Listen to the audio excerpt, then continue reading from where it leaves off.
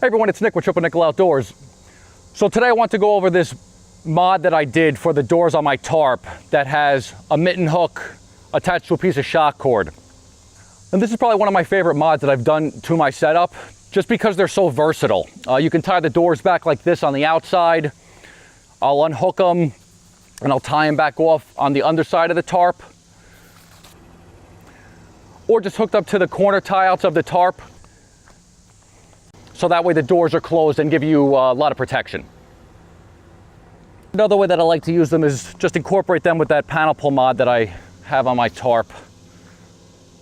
And that allows you to tie the doors back on one side if you want them closed off on one side and then opened up on the other. So what these are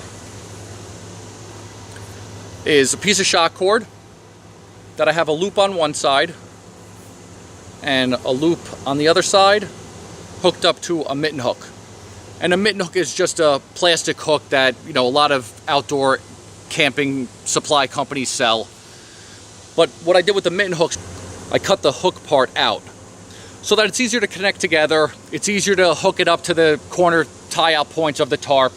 So yeah, there's a lot of versatility with these things. And they're not that difficult to make, so I thought I'd just show you how I do it, and you can add these to your setup if you want.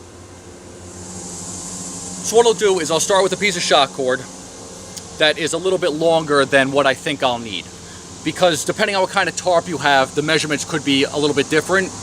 On this tarp, the final length of the door pullouts, the shock cord pullouts, are 23 inches including that mitten hook.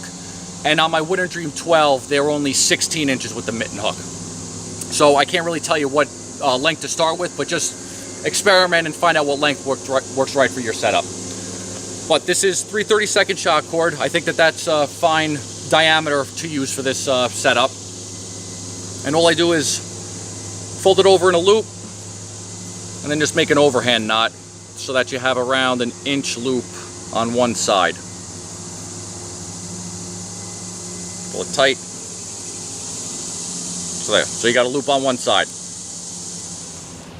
And then what I'll do is I'll come down to the door D-ring and I will Lark's head the loop that we just made onto the D-ring. So you just put the loop through the D-ring and then run the cord through the loop and then pull that tight. So now that we have the loop Lark's headed on the one door, I'll take the mitten hook that we made and I cut out the hook part of it so that way it's easier to hook into the D-ring or just connect together. Just makes it a little bit easier. But just make sure that you sand this down so that it gets rid of all the rough edges. And I take this and I put it into the corner D-ring and then I just pull on it until it's got pretty good tension.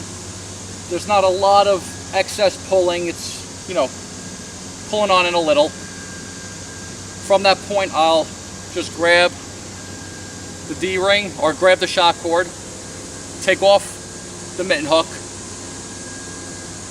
and then this will be my high point on my loop. And I'll just make another loop. Same thing, 2 inches.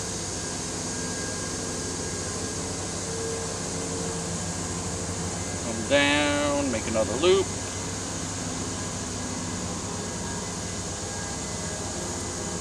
There, that loop is in here. And then what I like to do is take the mitten hook through that little hole, put the loop through that little hole, then over the top of the mitten hook and Lark's head it on, so that way it's secure. There you go. Doors tied back.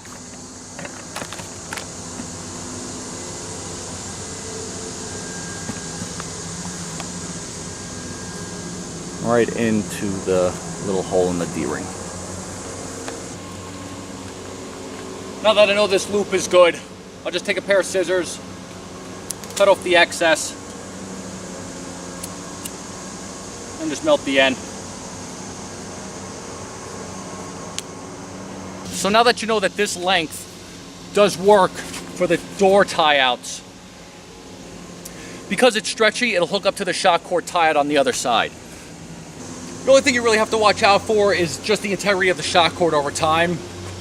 As you're using them and stretching them, it could get a little bit slack. So what I do is, like, these ones are still pretty good, but if this one were getting a little bit of slack in it, I might change it out and just build another one. So just check your setup every so often and see if they still have the stretchiness to it. Like I said, I really like this mod. I use it all the time. It's really, really functional. It's really, really versatile. So if you want to add it to your setup, highly recommended. If you have any questions or comments, feel free to leave them in the video. Other than that, this is Nick with Triple Nickel Outdoors. Get out there and hang.